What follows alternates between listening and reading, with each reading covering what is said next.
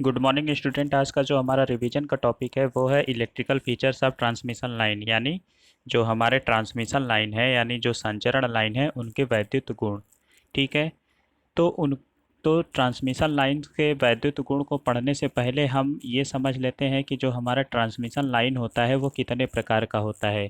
तो इसमें जो हम पढ़ेंगे सबसे पहले क्या है, टाइप्स ऑफ ट्रांसमिशन लाइन, यानी जो हमारा संचरण लाइन है उसके कितने प्रकार हैं। ठीक है। तो देखिए जो हमारा ट्रांसमिशन लाइन है उसको हम बेसिकली तीन भाग में डिवाइड करते हैं। पहला क्या है, शॉर्ट ट्रांसमिशन लाइन। दूसरा क्या है, मीडियम ट्रांसमिशन लाइन। और तीसरा क्या है, लॉन्ग ट्रांसमिशन लाइन। अगर हम बात करें शॉर्ट ट्रांसमिशन लाइन को तो इसको हिंदी में लघु संचरण लाइन बोलते हैं। और अगर हम मीडियम ट्रांसमिशन लाइन की बात करें तो इसको बोलते हैं मध्यम संचरण लाइन। और लॉन्ग ट्रांसमिशन लाइन की बात करें तो इसको हिंदी में क्या बोलते हैं, दीर्घ संचरण लाइन। ठीक है। तो जो हमारा ट्रांसमिशन लाइन है वो कितने भागों में डिवाइड किया गया है, तीन भाग में। कौन कौन सा, शॉर्ट ट्रांसमिशन लाइन यानी लघु संचरण लाइन, मीडियम ट्रांसमिशन लाइन यानी मध्यम संचरण लाइन, और तीसरा क्या है, लॉन्ग ट्रांसमिशन लाइन यानी दीर्घ संचरण लाइन। ठीक है। अब हम बात करते हैं किसका, जो शॉर्ट ट्रांसमिशन लाइन है उसके बारे में। ठीक है। तो जो शॉर्ट ट्रांसमिशन लाइन होता है तो इसमें यह क्या होता है, तो यह मतलब इस प्रकार की जो ट्रांसमिशन लाइन होती है, या हम कहें तो शॉर्ट ट्रांसमिशन लाइन की जो लंबाई होती है वह कितनी होती है, 80 किलोमीटर। और इसकी जो ऑपरेटिंग वोल्टेज होती है वह कितनी होती है, 20 केवी तक होती है। ठीक है। यानी वह ट्रांसमिशन लाइन जिसकी लंबाई 80 किलोमीटर हो और उसका ऑपरेटिंग वोल्टेज कितना हो, 20 केवी तक हो, उसको हम क्या बोलेंगे, शॉर्ट ट्रांसमिशन लाइन बोलेंगे। ठीक है। देखिए शॉर्ट ट्रांसमिशन लाइन का जो कैलकुलेशन करते समय, यानी इनकी जो हम डिज़ाइन करते समय या इनका कैलकुलेशन करते समय इसके केवल दो पैरामीटर आर और एल पर ही विचार किया जाता है। अब ये पैरामीटर क्या होते हैं, तो पैरामीटर का मतलब ये चीज़ होता है, पहले हम बात करें पैरामीटर की, तो देखिए जो हमारा ट्रांसमिशन लाइन होता है वह बेसिकली क्या होता है, हम उसको मान करके चलते हैं कि वह एक शुद्ध वैद्युत परिपथ होता है, जिसमें क्या होते हैं कि जो उसके लाइन पैरामीटर होते हैं उसकी लंबाई में समान रूप से क्या होते हैं, उसकी लंबाई की ओर वितरित होते हैं। ठीक है। लेकिन इन पैरामीटर का जो लाइन के किसी एक अंग पर संकेंद्रित यानी कंसंट्रेटेड होना असंभव है, लेकिन फिर भी क्या होता है, जो ट्रांसमिशन लाइन है, ट्रांसमिशन लाइन की गणना करते समय, उनकी कैलकुलेशन करते समय हम इन्हें क्या करते हैं, केवल एक ही बिंदु पर कंसंट्रेटेड मान लेते हैं, कंसंट्रेटेड मान लेते हैं। लेकिन ये जो लाइन पैरामीटर होते हैं ये लाइन की संपूर्ण कार्यकुशलता एक निश्चित सीमा तक निर्भर करती है। जो इन पैरामीटर्स का जो है, इन पैरामीटर्स पर जो लाइन की संपूर्ण कार्यकुशलता होगी, उनकी जो परफॉर्मेंस होगी एक निश्चित सीमा तक ही निर्भर करती है। ठीक है। इसलिए जो हमारे लाइन पैरामीटर होते हैं तो उस लाइन पैरामीटर को जो इफ़ेक्ट डाले, ठीक है, उन्हें उसके बारे में हमें जानना ज़रूरी होता है। तो हमारे ये लाइन पैरामीटर होते कौन कौन से हैं, तो जो हमारे लाइन पैरामीटर होते हैं वो तीन होते हैं। पहला होता है आर, जिसको हम लोग क्या बोलते हैं, लाइन प्रतिरोध। ठीक है, इसको हम लोग क्या बोलेंगे, लाइन प्रतिरोध। ठीक। दूसरा होता है हमारा एल, जिसको हम लोग क्या बोलते हैं, लाइन प्रेरकत्व, लाइन प्रेरकत्व। ठीक है। और तीसरा होता है हमारा सी, जिसको हम लोग क्या बोलते हैं, लाइन धारिता, लाइन धारिता। ठीक है। तो अगर हम बात करते हैं लाइन प्रतिरोध की तो इसको डिनोट करते हैं आर से, और इसका जो मात्रक होता है वो होता है ओम पर किलोमीटर। ठीक। अगर हम बात करते हैं एल की तो इसको डिनोट कर, मतलब जो लाइन प्रतिरोध है इसको डिनोट करते हैं एल से, और इसको हम लोग डिनोट करते हैं किससे, हेनरी पर किलोमीटर। और जो हमारा लाइन धारिता है, लाइन कैपेसिटेंस है, इसको हम लोग किससे डिनोट करते हैं, फैरेड पर किलोमीटर। ठीक है। तो ये जो है कि क्या है, लाइन पैरामीटर होते हैं। ठीक। तो हमें यहाँ पर ये चीज़ देखना है कि जो हमारे शॉर्ट और मीडियम और लॉन्ग ट्रांसमिशन लाइन होते हैं तो उसमें कौन कौन से पैरामीटर हो सकते हैं। ठीक है। तो अगर हम बात करें किसकी, जो हमारा शॉर्ट ट्रांसमिशन लाइन है, तो जो शॉर्ट ट्रांसमिशन लाइन होता है तो इसमें केवल हम आर और एल पैरामीटर पर ही विचार करेंगे, ठीक है। सी पैरामीटर इसमें नहीं होता है। सी पैरामीटर नहीं होने का मतलब क्यों नहीं होता है, तो इसका वजह ये चीज़ है कि जैसे अगर हम बात करते हैं कैपेसिटर की, या फिर उसमें अभी कोरोना जब पढ़ाया गया था तो कोरोना में क्या होता था कि कोरोना इफ़ेक्ट जो है बहुत ही हाई वोल्टेज पर होता है, ठीक। उस हाई वोल्टेज के कारण से क्या हो जाता है कि उसके आसपास के एयर ब्रेक डाउन होने लग जाते हैं, ठीक है। तो उस केस में क्या होता है कि जब हमारा ट्रांसमिशन लाइन होगा तो ये ट्रांसमिशन लाइन भी एक कंडक्टर की तरह काम करता है, ठीक। तो ये कैपेसिटिव इफ़ेक्ट बहुत ही हाई वोल्टेज पर क्या करते हैं, रिप्रेजेंट करते हैं, लो वोल्टेज पर ये रिप्रेजेंट नहीं कर पाते हैं, ठीक है। तो इस वजह से इसमें क्या होता है, जो हमारा जो शॉर्ट ट्रांसमिशन लाइन है उसकी ऑपरेटिंग वोल्टेज कितना है, वो 20 kV तक ही है, तो इस पर कैपेसिटिव इफ़ेक्ट जनरेट नहीं हो पाता है। इसलिए क्या होता है, सी पैरामीटर उसमें एब्सेंट होता है, और क्या होता है, रजिस्टेंस और इंडक्टेंस ही होता है। तो यानी जो हमारा शॉर्ट ट्रांसमिशन लाइन होता है उसकी डिज़ाइन करते समय, उसका कैलकुलेशन करते समय हमें कौन सा देखना होगा, लाइन प्रतिरोध और लाइन प्रेरकत्व पर, यानी आर और एल पैरामीटर पर ही हमें ध्यान करना होगा, ठीक है। इसके बाद जो हमारा मीडियम ट्रांसमिशन लाइन है वो क्या होता है, तो देखिए इस ट्रांसमिशन लाइन की लंबाई कितनी होती है, 80 किलोमीटर से 160 किलोमीटर होती है। अगर ठीक है, 80 किलोमीटर से कितना होगा, 160 किलोमीटर। और इसकी जो ऑपरेटिंग वोल्टेज होती है वह कितनी होती है, 20 kV से 100 kV तक होती है, ठीक। मीडियम ट्रांसमिशन लाइन में मतलब मीडियम ट्रांसमिशन लाइन का डिज़ाइन करते समय, उसका कैलकुलेशन करते समय हम तीनों पैरामीटर पर ध्यान देते हैं। शॉर्ट ट्रांसमिशन लाइन जो था उसमें क्या था, उसमें हम केवल आर और एल पैरामीटर को ही ध्यान देते थे, उसमें सी कैपेसिटिव इफ़ेक्ट क्या होता था, एब्सेंट होता था। लेकिन जो हमारा मीडियम ट्रांसमिशन लाइन है उसमें रजिस्टेंस, इंडक्टेंस और कैपेसिटेंस तीनों पैरामीटर पर विचार करेंगे, ठीक। नेक्स्ट हमारा क्या है, लॉन्ग ट्रांसमिशन लाइन। तो वह ट्रांसमिशन लाइन जिसकी लंबाई क्या हो, 160 किलोमीटर से अधिक हो। देखिए 80 किलोमीटर तक होगा तो शॉर्ट ट्रांसमिशन लाइन, 80 से 160 किलोमीटर होगा तो मीडियम ट्रांसमिशन लाइन, और 160 किलोमीटर से अधिक होगा तो वो क्या होगा, लॉन्ग ट्रांसमिशन लाइन। और इसकी जो ऑपरेटिंग वोल्टेज होती है वह कितना होता है, 100 kV से अधिक होता है, ठीक है। और लॉन्ग ट्रांसमिशन लाइन में भी हम उसका कैलकुलेशन करते समय या उसकी डिज़ाइन करते समय रजिस्टेंस, इंडक्टेंस और कैपेसिटेंस, इन तीनों पैरामीटर्स को क्या करेंगे, ध्यान में रखेंगे। यानी इन तीनों बातों पर विचार करके ही उसकी डिज़ाइन की जाती है, ठीक है। बात करते हैं पैरामीटर्स ऑफ लाइन की। तो देखिए ट्रांसमिशन लाइन में जो हमारा ट्रांसमिशन लाइन है यह मूल रूप से क्या होता है, एक शुद्ध वैद्युत परिपथ होता है जिसमें लाइन कांस्टेंट, ठीक है, जो हमारे लाइन स्थिरांक हैं वो कॉन्टिन्यूसली तथा इक्वली रूप से क्या होते हैं, लंबाई में डिस्ट्रीब्यूट होते हैं। लेकिन इन पैरामीटर का लाइन के किसी एक अंग पर कंसंट्रेटेड होना क्या होता है, पॉसिबल नहीं है, ठीक। लेकिन फिर भी ट्रांसमिशन लाइन संबंधी कैलकुलेशन करते समय इन्हें एक पॉइंट पर कंसंट्रेटेड मान लिया जाता है। और लाइन पैरामीटर तो अभी ऊपर बताया ही था, तीन टाइप के होते हैं, लाइन रजिस्टेंस, लाइन इंडक्टेंस और लाइन कैपेसिटेंस, ठीक। अब हम बात करते हैं किसका, ओवरहेड लाइन कंडक्टर का रजिस्टेंस, ठीक है।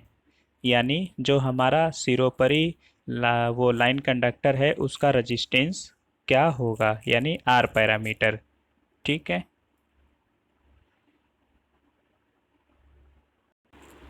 तो अगर हम आर पैरामीटर को देखें तो क्या होता है कि जो हमारा लाइन है, लाइन के कंडक्टर में करंट के फ्लो होने के कारण, मतलब करंट के फ्लो होने का जो उसका अपोज करे, या अगर हमने बी में पढ़ा था कि जो हमारा प्रतिरोध होता है वो क्या होता है कि किसी भी पदार्थ का वह भौतिक गुण, ठीक है, किसी भी पदार्थ का वह गुण जिसके कारण से उसमें बहने वाली धारा का क्या करता है, अपोज करता है, वह उस पदार्थ का क्या कहलाता है, रेजिस्टेंस कहलाता है।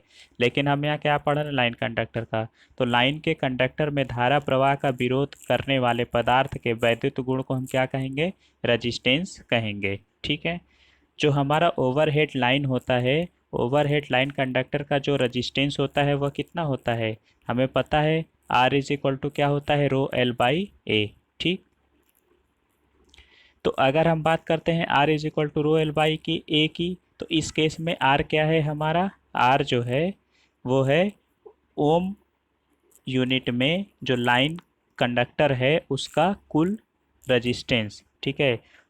यानी R जो है ओम यूनिट में लाइन कंडक्टर का टोटल रेजिस्टेंस।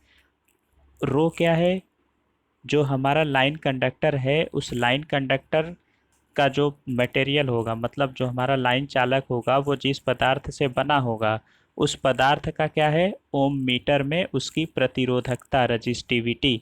ठीक है। क्या है, ओम। ये जो रो है, रो का क्या मतलब है, जो लाइन कंडक्टर है उस मटेरियल की रजिस्टिविटी है, किसमें, ओम मीटर में। ठीक। अगर हम बात करें एल की, तो एल हमारा क्या है, एल जो है लाइन कंडक्टर की लेंथ है मीटर में। ठीक है। एल जो है हमारा मीटर में लाइन कंडक्टर की क्या है, लेंथ है। और ए क्या है, ए जो है उस लाइन कंडक्टर का क्रॉस सेक्शनल एरिया है, किसमें, मीटर स्क्वायर में या वर्ग मीटर में। ठीक। अब हम आगे देखेंगे क्या चीज़, जो हमारा लाइन कंडक्टर का जो रजिस्टेंस है वो किस पर डिपेंड करता है। तो ये पढ़ाया जा चुका है। जैसा कि हम जानते हैं R इज इक्वल टू होता है रो एल बाई ए, तो किस पर डिपेंड करेगा, एल पे, ए पे, रो पे, ये इस पर डिपेंड करता है। फिर टेम्परेचर पर भी डिपेंड करता है। तो अभी वही देखते हैं कि कौन कौन से ऐसे फैक्टर हैं जिस पर क्या होता है, जो लाइन कंडक्टर का रेजिस्टेंस होगा वो डिपेंड करेगा। तो सबसे पहला जो हमारा फैक्टर है वो क्या है, लेंथ है। तो लेंथ का क्या मतलब है कि जो लाइन कंडक्टर का जो रेजिस्टेंस होगा वह लाइन कंडक्टर के लेंथ के क्या होता है, डायरेक्टली प्रोपोर्शनल होता है। ठीक है, ये पता है। यानी R is equal to rho, और sorry, R directly proportional to L। फिर दूसरा फैक्टर क्या है, क्रॉस सेक्शनल एरिया। ठीक। तो क्रॉस सेक्शनल एरिया की अगर हम बात करें तो जो लाइन कंडक्टर का रेजिस्टेंस होगा वह लाइन कंडक्टर के क्रॉस सेक्शनल एरिया के इन्वर्सली प्रोपोर्शनल होगा। यानी R inversely proportional to 1 upon A, R inversely proportional to A, या R directly proportional to 1 upon A. ठीक। इसके बाद जो थर्ड फैक्टर है वो क्या है, नेचर ऑफ मटेरियल, यानी पदार्थ की प्रकृति। अगर इस पर हम बात करें तो जो हमारा लाइन कंडक्टर है उसका रजिस्टेंस, लाइन कंडक्टर का रजिस्टेंस मटेरियल के नेचर पर, उसकी प्रकृति पर क्या होता है, निर्भर करता है। फिर हमारा जो फैक्टर है वो क्या है, टेम्परेचर। टेम्परेचर का क्या मतलब होता है कि जो तापमान बढ़ाने से क्या होगा, लाइन का जो रजिस्टेंस होगा वह बढ़ेगा। ठीक है। फिर है हमारा स्किन इफेक्ट। स्किन इफेक्ट के बढ़ने से जो लाइन का कंडक्टर होगा उसका जो प्रतिरोध होगा वो क्या होगा, बढ़ेगा। ठीक। तो इतने सारे फैक्टर हैं जिस पर क्या होता है, वो डिपेंड करता है। ठीक है। कौन कौन से फैक्टर हैं, R is equal to rho l by A से अगर हम देखें तो लेंथ हो गया, क्रॉस सेक्शनल एरिया हो गया, नेचर ऑफ मटेरियल हो गया, टेम्परेचर हो गया, और स्किन इफेक्ट हो गया। ठीक। अब इस पर बेस्ड एक न्यूमेरिकल क्वेश्चन क्या है, क्वेश्चन कह रहा है कि एक हमारा single phase aluminium overhead line का प्रति किलोमीटर यानी पर किलोमीटर लूप रजिस्टेंस हमको निकालना है, जबकि प्रत्येक कंडक्टर का जो क्रॉस सेक्शनल एरिया है 1 सेंटीमीटर स्क्वायर, और जो कंडक्टर का विशिष्ट प्रतिरोध यानी स्पेसिफिक रजिस्टेंस वह कितना है, 2.87 माइक्रो ओम सेंटीमीटर। ठीक। तो हमें लूप रजिस्टेंस निकालना है। ठीक, लूप रजिस्टेंस। और देखिए अगर हम बात करेंगे लूप रजिस्टेंस की, तो लूप रजिस्टेंस का क्या मतलब हो गया, लूप रजिस्टेंस का मतलब हो गया कि दो कंडक्टर उसमें होने चाहिए। ठीक है। तो अगर एक का R है तो दो का, दोनों का कितना हो जाएगा, 2R। तो सबसे पहले R निकालेंगे, फिर उसमें 2 से मल्टीप्लाई कर देंगे तो वह क्या निकल जाएगा, लूप रजिस्टेंस। ठीक। तो क्या क्या हमें गिवन है, सबसे पहले आर गिवन है कितना है 2.87 माइक्रो ओम सेंटीमीटर। इसको हम ओम सेंटीमीटर में चेंज कर लेंगे, कितना आएगा 2.87 इंटू 10⁻⁻6 ओम सेंटीमीटर। एल हमें गिवन है कितना 1 किलोमीटर है। 1 किलोमीटर का मतलब क्या हो गया 1000 मीटर, और 1000 मीटर का मतलब क्या हो गया 1000 गुणे 100 से मल्टीप्लाई कर देंगे तो वो कितना हो जाएगा सेंटीमीटर में चेंज हो जाएगा। 1 सेंटीमीटर स्क्वायर आर की वैल्यू हमें निकालना है।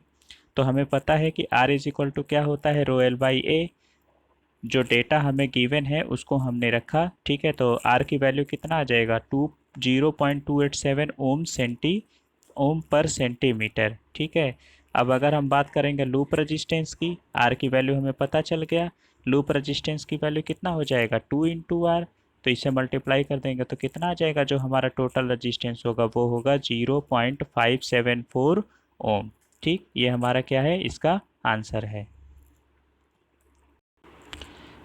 अब इसके बाद फिर क्या है, जो नेक्स्ट हेडिंग है इसी का, जो हमारा आर पैरामीटर है उसका हेडिंग है significance of line parameter resistance R, ठीक है। यानी जो लाइन स्थिरांक प्रतिरोध है उसका क्या महत्व है। तो देखिए, लाइन कंडक्टर के रेजिस्टेंस के कारण जो ट्रांसमिशन एफिशिएंसी होती है वह घट जाती है, ठीक है। घटने का वजह क्या होगा, आर के कारण से, मतलब जिसका ज़्यादा रजिस्टेंस होगा तो आई स्क्वायर आर लॉसेस बढ़ेगा, तो ये क्या करेगा, ये जो लॉस है इस ट्रांसमिशन लाइन के एफिशिएंसी को क्या करेगा, घटा देगा, ठीक है। इसके बाद फिर जो दूसरा सिग्निफिकेंस है वो ये है कि लाइन कंडक्टर के रजिस्टेंस के कारण वोल्टेज रेगुलेशन बढ़ता है, ठीक है। क्यों, क्योंकि वोल्टेज ड्रॉप बढ़ने लगेगा, जिससे क्या हो जाएगा वोल्टेज रेगुलेशन बढ़ जाएगा। फिर थर्ड क्या है, लाइन कंडक्टर के रेजिस्टेंस के कारण लाइन का पावर फैक्टर बढ़ता है, ठीक है। लाइन कंडक्टर के रेजिस्टेंस के कारण लाइन का पावर फैक्टर क्या होगा, बढ़ेगा। क्योंकि क्या चीज़ है यहाँ पे, cos phi is equal to R by Z है। तो हम यहाँ कह सकते हैं कि cos phi directly proportional to R, R बढ़ेगा तो क्या होगा, पावर फैक्टर बढ़ेगा, ठीक। फिर नेक्स्ट है हमारा क्या चीज़, लाइन कंडक्टर के रेजिस्टेंस के कारण कंडक्टर की पावर लॉसेस बढ़ती है। आर बढ़ेगा तो आई स्क्वायर आर बढ़ता है, वो तो पता ही है, तो उसकी वजह से क्या होंगे, लॉसेस बढ़ेंगे। फिर जो हमारा नेक्स्ट है वो क्या है कि लाइन कंडक्टर के रेजिस्टेंस के कारण कंडक्टर में किसी भी प्रकार की ऊर्जा संग्रह नहीं हो पाता है, ठीक है। यानी ये सबसे बड़ा पॉइंट है, जो लाइन कंडक्टर है, जो लाइन कंडक्टर में जो उसका पैरामीटर आर है, तो उस आर के कारण से उस कंडक्टर में किसी भी प्रकार का कोई ऊर्जा स्टोर नहीं हो पाएगा, ठीक। फिर नेक्स्ट क्या है, जो लाइन कंडक्टर है उसके रजिस्टेंस के कारण से कंडक्टर की इम्पीडेंस बढ़ेगी, ठीक है। इम्पीडेंस का फार्मूला क्या होता है, जेड इज इक्वल टू होता है under root R square plus XL minus XC का होल स्क्वायर, ये होता है। तो इस केस में अगर हम आर की बात करेंगे तो अगर आर बढ़ेगा तो जाहिर सी बात है कि जेड बढ़ेगा। तो लाइन कंडक्टर का जो आर पैरामीटर है उस आर पैरामीटर के कारण से क्या होगा, उसका इम्पीडेंस भी बढ़ेगा, ठीक है। अब इसके बाद हमारा जो नेक्स्ट पैरामीटर है क्या चीज़, इंडक्टेंस एल, उसको हम लोग अगले वीडियो में देखेंगे। तो आज के लिए बस इतना ही। Okay, thank you.